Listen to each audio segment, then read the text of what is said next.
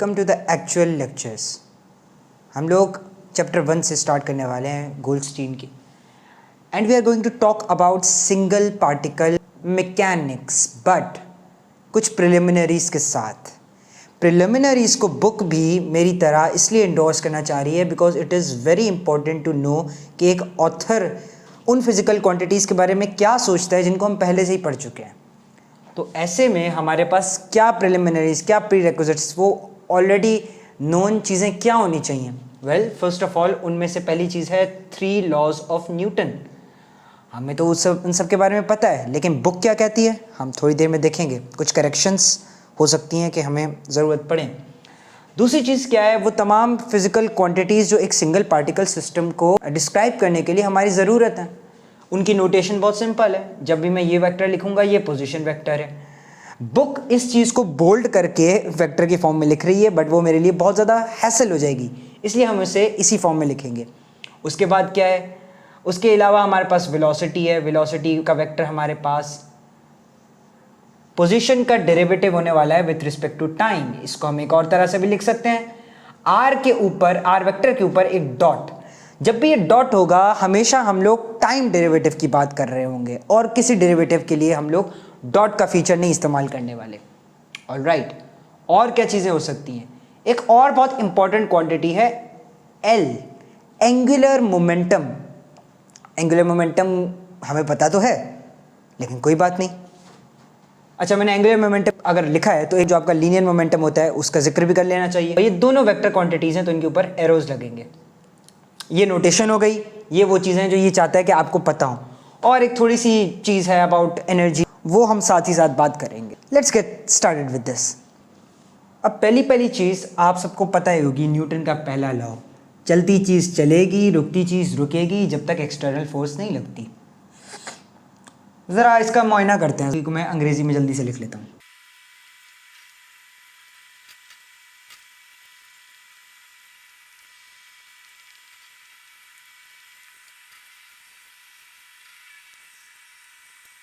हाँ जी, तो अब body will not change it's stationery state और स्टेट ऑफ यूनिफॉर्म मोशन, यानी कि कांस्टेंट वेलोसिटी वाला, until an external force is applied. तो ये तो हमें पता था पहले से, इसी को हम इनर्शिया की तरह की कोई बात कहा करते थे, तो ये दोबारा से रिविजिट करने की क्या ज़रूरत पड़ गई? ये चीज़ क्या हर वक्त वैलिड होगी? ज़रा मेरे साथ इमेजिन करें, एक ऐसे कोऑर्डिनेट्स हैं जो कि आप अपने साथ लेके चल रहे होते हैं। इसको हम कहेंगे कि भाईजान एक फ्रेम ऑफ रेफरेंस है ये, जिसे आप अपने साथ लेके चल रहे हैं। अच्छा, समझें कि आप अपना ये फ्रेम ऑफ रेफरेंस लेकर एक बस के अंदर बैठते हैं। बस स्टार्ट के अंदर स्टेशनरी है, नहीं चल रही। देन सडनली ड्राइवर पेडल लगाता है एक्सेलरेट करने के लिए। एक कांस्टेंट एक्सेलरेशन है ए, जिसके साथ वो एक्सेलरेट कर रहा है। इस बस के अंदर आपके अलावा एक पेंडुलम भी है। जैसे ही बस एक्सेलरेट करेगी, आपका रेफरेंस फ्रेम तो कहीं नहीं जा रहा, आप तो अपने साथ उठा के ले गए हैं, ठीक है। आपके रेफरेंस फ्रेम के अंदर आप क्या देखते हैं कि ये ऑब्जेक्ट ये पीछे आया और ये यहां। आपने क्या किया, आपने तमाम न्यूटोनियन चीज़ें करने का मतलब क्या है, हम लोग फोर्सेस के तमाम एनालिसिस कर लेंगे। भाई टेंशन है, टेंशन के को बैलेंस करने के लिए वेट है, और उन तमाम चीज़ों को मद्देनज़र रख के आपको पता चलेगा कि यार इसके ऊपर कोई फोर्स नहीं लग रही, लेकिन इसने एक्सेलरेट किया। आपके रेफरेंस फ्रेम के अंदर इसके ऊपर कोई फोर्स लगी नहीं है, तो इसने एक्सेलरेट कैसे किया, अभी पीछे कैसे आया? आप उठते हैं, आप कहते हैं नहीं भाई ऐसे नहीं चलेगा। आपके साथ ही वो बॉल है, आप उसे वापस अपने स्टेट के अंदर लेके आते हैं। अब क्या हुआ, अब आपने एक फोर्स लगाई उसे अपने पुराने मीन पोजीशन पे लाने के लिए, लेकिन अब ये एक्सेलरेट नहीं कर रहा। नाउ यू कैन से कि यार बस तो एक्सेलरेट कर रही है ना, मुझे पता है क्या हो रहा है। Wait, hold your horses. जब तक आप अपने रेफरेंस फ्रेम की बात कर रहे हैं, आप इस चीज़ों को कंसिडर नहीं करेंगे कि कोई एक बस है, एक बड़ा कंटेनर है जो आपको एक्सेलरेट करा रहा है। तमाम वो ऐसी जगह हैं जहां पर आप इसके बारे में ऐसे ही बात करेंगे जैसे मैंने अभी बात की, उसके अंदर आप कहेंगे कि ये तो फिर आपके पास इनर्शियल फ्रेम नहीं है। जहाँ इनर्शिया का ये लॉ, मैं इसे कह देता हूँ आसानी के लिए फिलहाल, इनर्शिया को दिखने वाली बाज़ाहिर बात नहीं अप्लाई हो रही, वो आपके पास नॉन इनर्शियल चीज़ है। तो इसका मतलब है कि न्यूटन का पहला लॉ हर जगह अप्लाई नहीं होता, नहीं होता। और इसकी मैथमेटिकल फॉर्म जो कि न्यूटन का सेकंड लॉ है, जिसे हम आम तौर पे F equals to m a लिखा करते हैं, जनाबे वाला, वो भी हर वक्त अप्लाई नहीं होता। ये भी फ़कत कब अप्लाई हुआ करता है? जब आपके पास इनर्शियल फ्रेम्स हैं, इनर्शियल फ्रेम्स ऑफ रेफरेंस के अंदर। इसका मतलब कि पहला लॉ आपको नाजिल शुदा वही की तरह नहीं है। पहला लॉ आपको सिलेक्शन ऑफ फ्रेम्स करने में मदद कर रहा है कि आपने सिर्फ इनर्शियल फ्रेम्स को लेना है। न्यूटन का सेकंड लॉ भी आपको बिल्कुल वही चीज़ बताएगा। तो आप कहेंगे कि ये तो रिडंडेंट बात हो गई। रिडंडेंट का मतलब वही बात और तरीके से कही हुई। वेल, ऐसा नहीं है। ये दोनों सेम नहीं है। हाँ, ये मैथमेटिकल फॉर्म है जो कि इसको रिजेंबल कर रहा है, लेकिन सेम नहीं है। उनकी बात भी मान लेते हैं, लेकिन point to be noted is कि अगर जीरो एक्सेलरेशन के साथ भी फोर्स है या जीरो फोर्स के साथ भी एक्सेलरेशन है, जो कि मैं यहाँ शो कर चुका हूँ, तो इसका मतलब है कि वो मेरे पास नॉन इनर्शियल फ्रेम है। यहाँ तक जो बात हुई है उसके अंदर मैंने एक छोटी सी चीज़ छोड़ी है। न्यूटन के सेकंड लॉ की ये form F equals to m a वाली जो फॉर्म सबको आया करती है, ये हमें दो चीज़ें बताती है। देखिए, ये जो एक्सेलरेशन है ये पोजीशन वेक्टर का सेकंड डेरिवेटिव हुआ करता है। तो इस बात को अब आप बिल्कुल समझ लें कि आपके पास जो इक्वेशंस ऑफ मोशन, यस, इसको मैं इक्वेशन ऑफ मोशन कहा करूँगा। इक्वेशन ऑफ मोशन जब आपके पास आया करेंगी तो वो आपके पास सेकंड ऑर्डर डिफरेंशियल इक्वेशंस हुआ करेंगी। ठीक है। दूसरी बात, this is not actually complete, at least not by the standards of how rockets move. मैं क्या कहना चाह रहा हूं, इसको अगर मैं वेलोसिटी का पहला डेरिवेटिव लिखूं तो मैं इस पूरी चीज को दोबारा इस फॉर्म में लिख सकता हूं ना भाई। अब अगर फॉर एग्जांपल आप ये कंसिडर करें कि मास इसका कांस्टेंट है, तो what you can do is you can pull out a time derivative. जो ये ऊपर डॉट था इसको मैं बाहर ले आऊंगा तो ये मेरे पास बन जाएगा mv। जरा इस क्वांटिटी को देखिए, ये क्वांटिटी आपकी बहुत देखी वाली क्वांटिटी है। इसको आप क्या करते हैं, मोमेंटम। इसको जरा गौर से देखिए। अगर मास कांस्टेंट ना होता मिसाल के तौर पे, तो मैं उसी सेकंड लॉ को, जिसे आप इस फॉर्म में मोहब्बत जिससे किया करते हैं, उसको मैं लिख सकता था कि F equals to p dot. मैंने डेरिवेटिव को इस फॉर्म में लिख दिया। और जिस तरह के हमारे पास इनर्शियल फ्रेम्स हैं, आप एक बात और रख लें अपने दिमाग में कि अगर आपके पास फोर्स इक्वल्स टू जीरो है तो इसका मतलब है आपके पास p dot equals to zero है। यानी कि इसको अगर मैं डी बाई डी टी करके लिखूं तो मैं ये लिख सकता हूं कि भाई, क्योंकि मेरे पास एक कांस्टेंट का जब भी डेरिवेटिव लिया जाता है तो वो जीरो आता है, तो मैं लिख सकता हूं कि आपके पास मोमेंटम, या more importantly linear momentum, will be equal to a constant. इसको मैं कांस्ट करके लिख देता हूं। Okay, alright. इस चीज को और अल्फाज के अंदर कहा जाता है कंजर्वेशन ऑफ मोमेंटम। एक ऐसा सिस्टम जिसके अंदर कोई एक्सटर्नल फोर्स ना लग रही हो, वहां पे आपका लीनियर मोमेंटम हो जाता है कंजर्व्ड। इसको कंजर्वेशन कहते हैं। तीसरे लॉ के बारे में जरा हम बात कर लेते हैं। सो ये जो पहला मैंने अपोस्ट्रोफीज के अंदर, कोट्स के अंदर मैंने न्यूटन लॉ लिखा है, जो कि आप सबने सुना है, बचपन से पढ़ा है, उसके अंदर तो कोई ऐसी खासी बात नहीं है कि जो बताने लायक हो, सिवाय इसके कि हम इससे बहुत ज़्यादा मिसअंडरस्टैंड किया करते हैं। हम कहते हैं कि एक्शन रिएक्शन होगा, मैं थप्पड़ मारूंगा तो सामने से थप्पड़ आएगा, ये बॉडी जो इसके ऊपर इनएक्ट करेगी वही इनएक्ट किया जाएगा इसके ऊपर। अलबत्ता आप ये बात भूल जाते हैं कि ऐसा हो ही नहीं सकता कि एक बॉडी दूसरी बॉडी पर पहले इफेक्ट डाले जबकि दूसरी बॉडी डोरमेंट बैठी हुई हो, खामोश, कि भाई मैं तो अभी तक इफेक्ट नहीं डालूंगी। ये दो बॉडीज जब एग्जिस्टेंस के अंदर एक साथ फोर्सेस को, अगर मैं वर्ड इस्तेमाल करूं तो मिटिगेट करेंगी, तो जाकर कहीं पर न्यूटन का तीसरा लॉ काम आएगा। न्यूटन का तीसरा लॉ एक्शन रिएक्शन का सिर्फ उस पॉइंट पर है कि जब आप कहो कि जब मैं इस बॉडी और इसके ऊपर वाले फोर्सेस को एनालाइज करूं तो ये एग्जैक्टली वही वाला एनालिसिस होगा जो इस बॉडी के ऊपर होगा, बस डायरेक्शन उल्टी होगी। इसका मतलब इक्वल एंड ऑपोजिट फोर्सेस होंगी। ये एक्शन पहले और रिएक्शन बाद में, इसको अपने दिमाग से काइंडली निकाल लें। लेकिन ये मैंने कोटेशन के बाद में क्या लिखा है, actually this is the weak form of Newton's the strong statement for the third law would have this statement as well, कि उन दो बॉडीज के बीच की लाइन है, फोर्सेस इसके अलोंग हुआ करेंगी। इससे एक पूरी फील्ड खुलती है सेंट्रल फोर्सेस की। जब भी मैं ये कंडीशन लगा सकता हूं दो बॉडीज के बीच में कि आपके पास कोई स्केलर सा फंक्शन हो, ये कौन सी डायरेक्शन में हो, क्योंकि ये वेक्टर है आर यूनिट वेक्टर।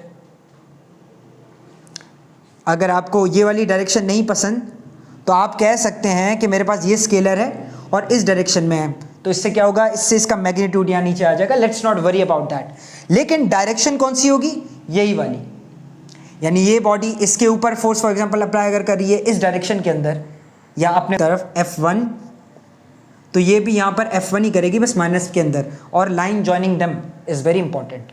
तो हमने न्यूटन के 3 लॉज जो हैं वो इस फॉर्म में देख लिए। एक सेंट्रल फोर्स नाम की फोर्स भी हम लोगों ने इंट्रोड्यूस कर ली, जो कि इस चैप्टर में उतनी इंपॉर्टेंट नहीं रहेगी, लेकिन ये बहुत इंपॉर्टेंट है हमारे पास आने वाले चैप्टर्स के अंदर।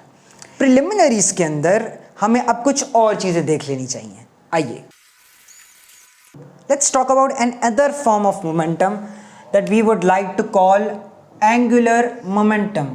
इसकी डेफिनेशन के अंदर मेरे ख्याल से आपको गौर करवा लेना चाहिए इस बात के ऊपर कि ये एक पॉइंट के लिए डिफाइंड होता है, सिंगल पॉइंट के लिए।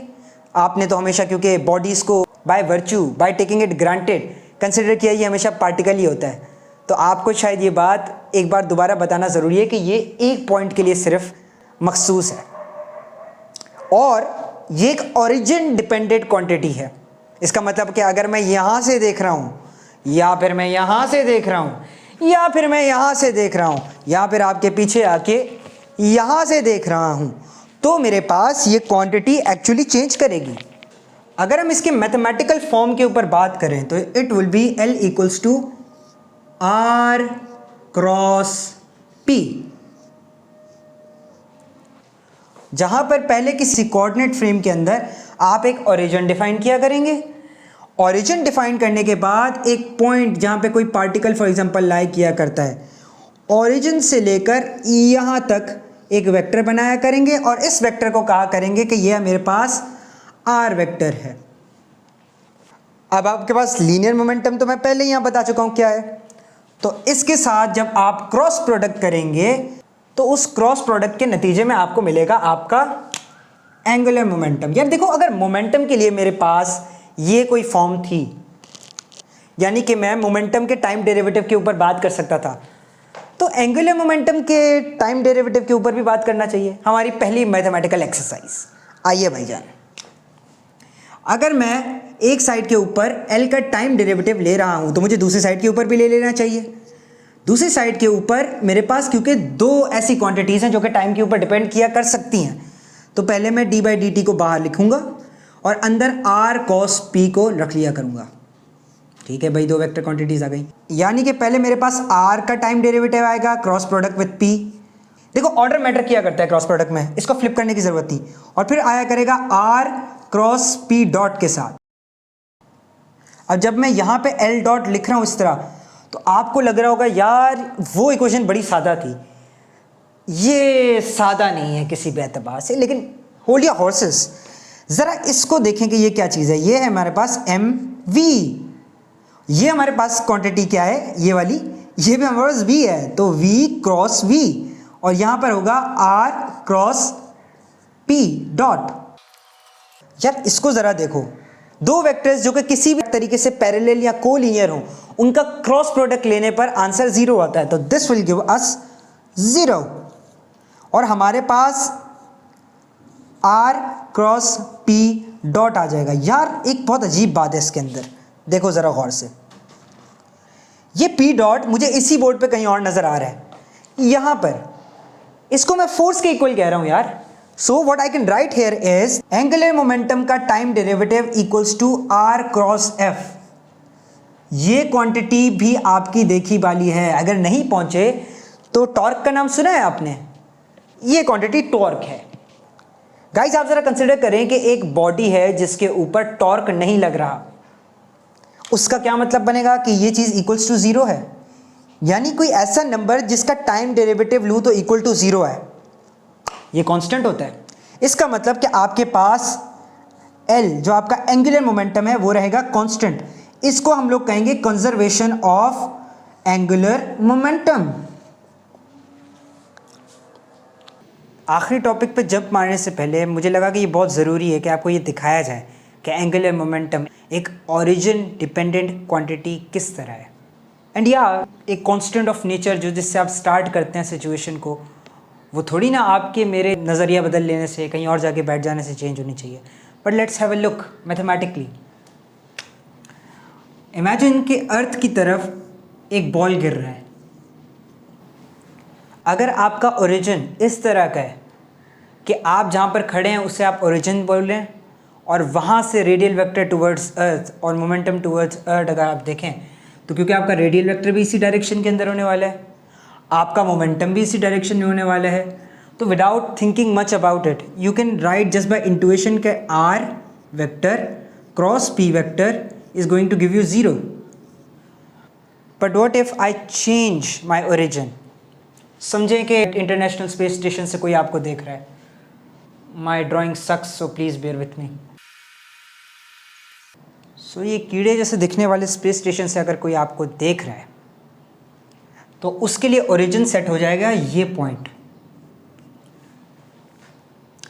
इस पॉइंट से जब वो आपको इनिशियली देखा करेगा तो वो देखेगा कि मेरा एक सीधा सीधा पोजीशन वेक्टर है जिसे मैं आर नॉट बुलाता हूँ। अब आप एक बात नोट करें कि इस पार्टिकल के ऊपर सारी की सारी इक्वेशंस फ्री फॉल की लगने वाली हैं। आपकी कन्वीनियंस के लिए लिख भी देता हूँ मैं।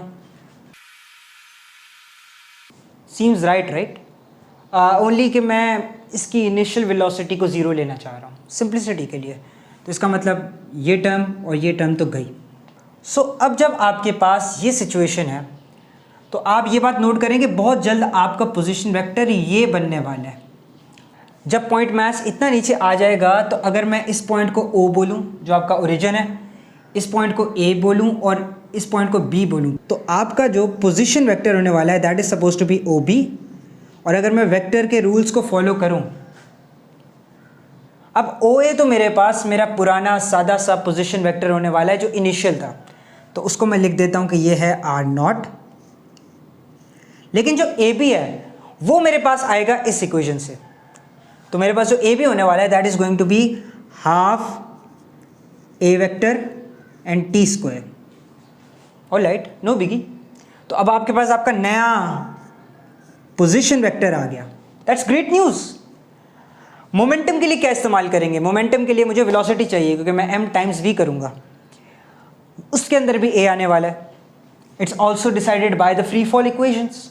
आ जाइए, तो आपका linear momentum vector, I always make that mistake, is going to be equals to mass time acceleration times time. लेकिन बात अभी खत्म नहीं हुई। लास्ट, जब तक हमने ये नहीं कर लिया, अब आप चीज़ें नोट कीजिए सर। R है हमारे पास R0 plus half AT square, right? And this is going to be put into a cross product with what? With this quantity right here, MAT. M को यहाँ मैं कॉमन ले लेता हूँ और AT, ये AT यहाँ आने का मुझे बड़ा फ़ायदा हो गया। Why? जब इसका क्रॉस इसके साथ लूँगा, time is a scalar quantity, scalars के ऊपर कोई फ़र्क ही नहीं पड़ेगा मेरे क्रॉस प्रोडक्ट का। तो what I'm gonna get is that this and this is gonna give me 0। जब मैं इसे क्रॉस में डालूंगा तो only this and this are going to give me, जो कि मेरे पास इनिशियल मेरा पोजीशन वेक्टर है स्पेस स्टेशन के रेफरेंस फ्रेम उसके ओरिजिन से, और ये AT बस फ्री फॉल का हमारे पास वेक्टर है। सो मेरे पास जो एंड रिजल्ट आने वाला है वो आने वाला है M R0 vector and AT। आप कहेंगे क्रॉस प्रोडक्ट कहाँ गया? Don't worry about that. आपका जो R वेक्टर है वो इस डायरेक्शन में है और आपकी एक्सेलरेशन इस डायरेक्शन के अंदर है। Since the two of them are at 90 degrees and cross products के अंदर जो सर्वाइविंग कंपोनेंट्स होते हैं वो साइन वाले कंपोनेंट्स होते हैं, तो we are not gonna bother about that. यानी कि मैं इसको हटा दूं तो इनके मैग्नीट्यूड्स के बारे में मैं ये कह सकता हूं कि ये ट्रू है। डिड यू नोटिस कि आपका एंगुलर मोमेंटम अब टाइम पे डिपेंड करने वाला है, जो कि अभी कुछ मुद्दत पहले 0 था, वो अब टाइम पे डिपेंड करेगा। सो या you can try a few more exercises, but now we are gonna move to the final topic. इसकी कथा बहुत ज़्यादा घुमाते नहीं है। The thing that we are gonna start with is with the definition of this quantity.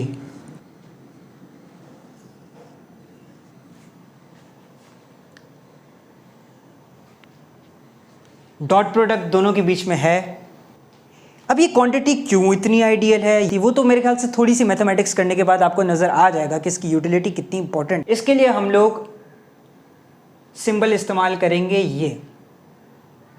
अब क्योंकि ये चीख के कह रहा है कि भाई मुझे एक इंटीग्रल के अंदर पुट करो, तो मेरे पास कुछ यूं आ जाएगा किस्सा। अब इसके अप्रोचेस दो हैं, दो ऐसे रूट्स हैं जो कि हम लोगों को वो ही दो आंसर्स देते हैं जो बहुत रेलिवेंट है यहाँ पे। पहले तो आप एक चीज़ नोट करें, हम अभी मैकेनिक्स पढ़ के आए हैं, काइनेमैटिक्स पढ़ के आए हैं, डायनेमिक्स पढ़ के आए हैं, तीनों का ब्लेंड पढ़ के आए हैं पीछे थोड़ा सा। एफ के बारे में हम लोग क्या जानते हैं?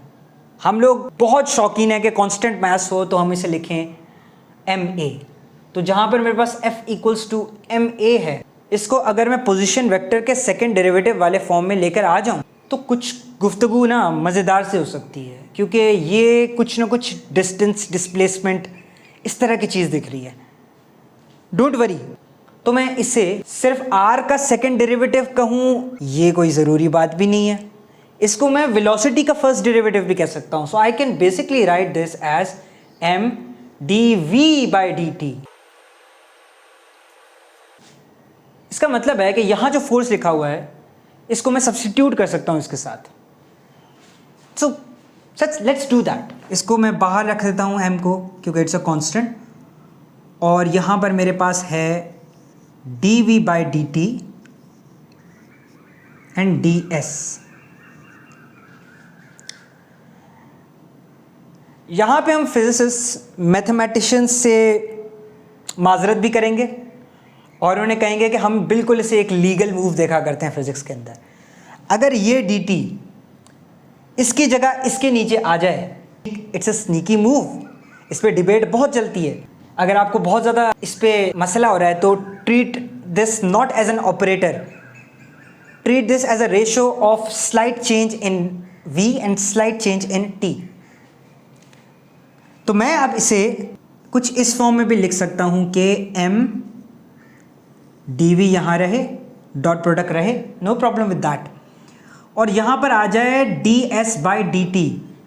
नाउ ds आपको s दिखने में नहीं पता चला होगा, बट इट इज पोजीशन, यानी कि पोजीशन का डेरिवेटिव। वेलोसिटी नहीं होता ये। So what I can do is I can say that we have v.dv, because commutative होता है ना डॉट प्रोडक्ट, तो ये कोई हम लोगों ने इलीगल बात नहीं की।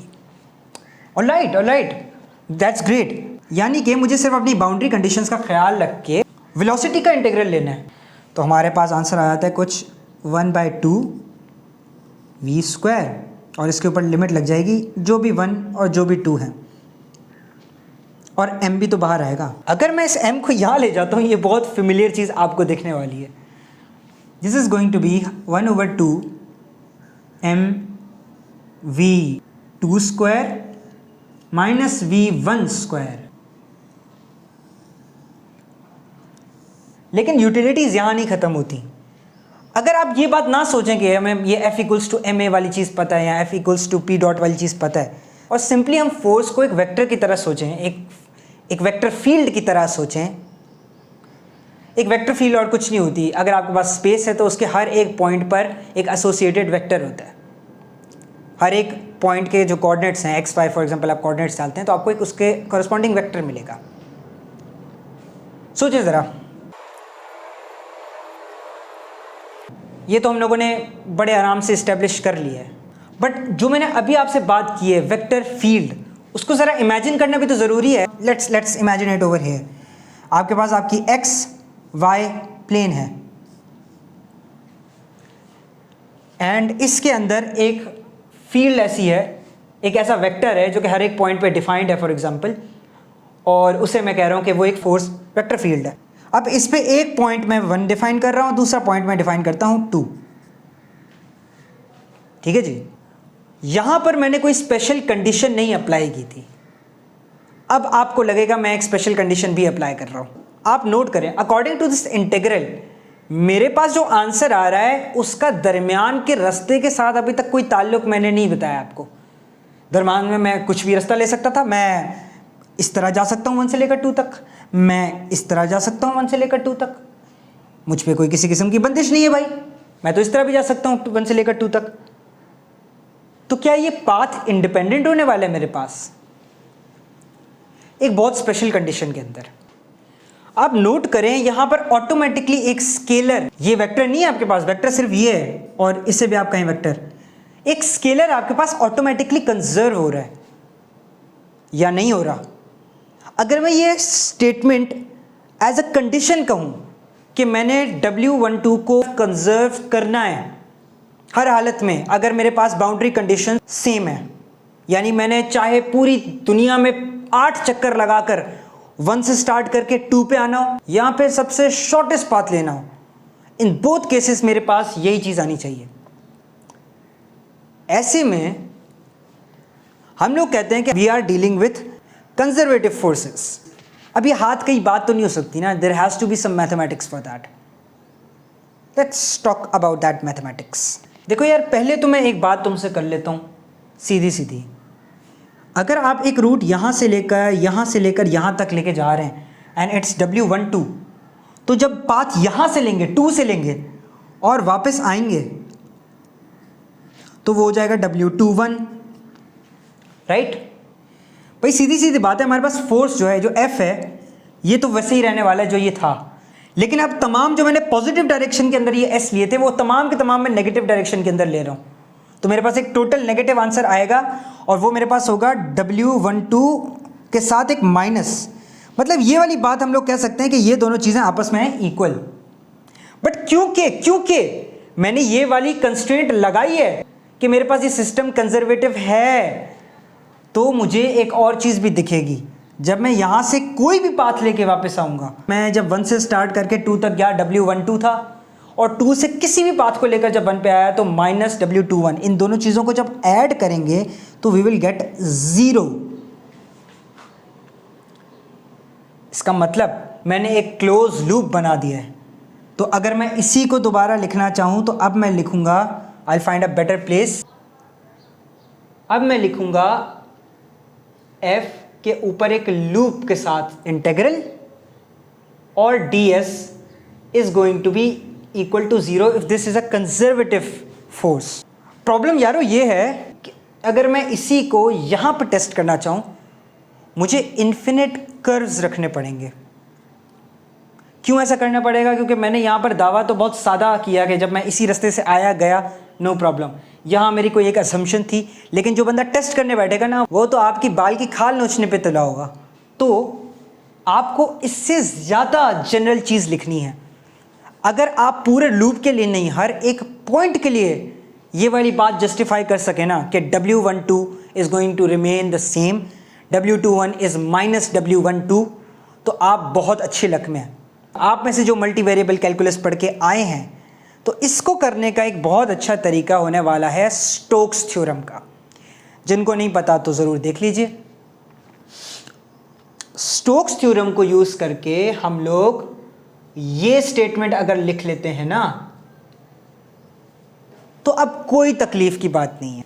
This basically translates to this. लेकिन क्या फ़र्क है, इसके अंदर पूरा लूप जो है ट्रैवल करके साबित करना पड़ता था, इसमें हर एक पॉइंट के लिए ये बात साबित शुदा होगी। आखिरी चीज़ें 2-3 रह गई हैं। अगर ये बात मैंने यहाँ तय कर ली है कि ये F जो है ये कंजर्वेटिव फोर्स है, तो कंजर्वेटिव फोर्स लाने का एक ही तरीका है, मेरे पास एक स्केलर फील्ड होनी चाहिए। अगर मैं चाहता हूँ मेरे पास कंजर्वेटिव फील्ड आए तो मुझे उस स्केलर फील्ड का लेना पड़ेगा ग्रेडियंट। यहाँ पर्टिकुलरली हम लोग कहने वाले हैं Fs। S मेरा वही पोजीशन वेक्टर की तरफ ही इशारा है। Is going to be equal to the gradient of a scalar field जिसे हम कहते हैं v यहाँ पर. दिस इज अ वेक्टर और लोग इसको भी वेक्टर लिखते हैं. This scalar here better not be dependent on time और higher order derivatives of position. So इस मैथमेटिकल स्ट्रक्चर के साथ हैंड इन हैंड चलने वाली, दोस्ती यारी बना के रखने वाली, कॉम्प्लीमेंट करने वाली चीज़ यही है कि जब मैं ये काम करूं तो मेरे पास सिर्फ यूं आए विद ए सिंगल चेंज कि मैं यहाँ माइनस साइन लगाऊं. देखो यार, ख्वारी से बचने के लिए याद रखो कि conservative force is negative gradient, ये इसकी फॉर्म है. लेकिन इस स्केलर फंक्शन को हम क्या कहेंगे? इसको हम कहेंगे पोटेंशियल एनर्जी. पोटेंशियल एनर्जी, हाँ सुना सुना लग रहा है. ये नेगेटिव साइन क्यों लगाया मैंने? Hold your horses. अगर मेरे पास एफ डॉट एस वाली चीज़ में मैं दोबारा इसकी जगह ये वाला फॉर्म लाना चाहूँ तो मेरे इंटीग्रल के अंदर आएगा D V by D S dot D S. इसको मैं लिखूंगा एफ एस इक्वल्स टू, और माइनस साइन तो बाहर आएगा ही आएगा. लेकिन अब देखो कि ये तो बहुत आराम से कट जाने वाली चीज़ लग रही है. ये तो बिल्कुल फंडामेंटल थ्योरम ऑफ कैलकुलस लग रहा है कि आपने जिस चीज़ के डेरिवेटिव ले रहे हो उसी वेरिएबल के अकॉर्डिंग आपने इंटीग्रल ले लिया. मेरे पास ये v निकल के आ जाएगा इस फॉर्म में, माइनस में होगा यहाँ पे क्योंकि मेरे पास 1 till 2 है. तो ये v डिपेंड करेगा वट एवर दिस 2 इज. इसको मैं इस तरह लिख करके लिख देता हूँ, माइनस और माइनस साइन बाहर रखेंगे, वो तो ऑब्वियस सी बात है. यार बात नोट करो कि ये जो भी चीज़ है ना मेरे पास, यार ये इक्वल्स टू W12 है, इतना मैं कह सकता हूँ क्योंकि मैंने f की यही शक्ल जो है, यही जो फॉर्म है, इसी को बस एक दूसरे फॉर्म में रखकर मैंने वही इंटीग्रल किया है जिससे मेरे पास W12 आ रहा था. लेकिन मैंने यहाँ पर एक और भी तो इंटीग्रल किया है, तो मुझे ये भी तो करने का हक है ना कि मैं लिखूँ W12 इक्वल्स टू W12. लेकिन एक तरफ मैं ये वाली फॉर्म उठाऊंगा, एक तो ये, और इसी को मैं इक्वल पुट कर देता हूँ किस चीज़ के, इस चीज़ को उठा के कह सकता हूँ कि ये मेरे पास T2 है. इस चीज़ को उठा के कह सकता हूँ इसके साथ पेयर करके कि मेरे पास ये T1 है. और ये दोनों चीज़ें आपस में क्योंकि सब्ट्रैक्ट हो रही हैं तो ये मैं इस तरह लिख सकता हूँ. इसको भी मैं अगर ये कहूँ कि यार ये V1 है, ये मेरे पास V2 है, तो अब सिर्फ अगर मैं अपनी जगह थोड़ी सी शिफ्ट करूँ, इसको यहाँ लेकर आऊँ, इसको वहाँ लेकर आऊँ, तो I can write V1 plus T1 equals to V2 plus T2 and you can call this your energy conservation. यानी आर्बिट्ररी कोई भी दो पोजीशंस हो, अगर मेरे पास फोर्स कंजर्वेटिव है तो मेरी एनर्जी कंजर्व होगी. This is a conservation theorem. अगले लेक्चर में हम लोग जो सिंगल पार्टिकल की अब तक बात करते रहे उसको बढ़ाने वाले हैं. Enter multiple particles. See you letter.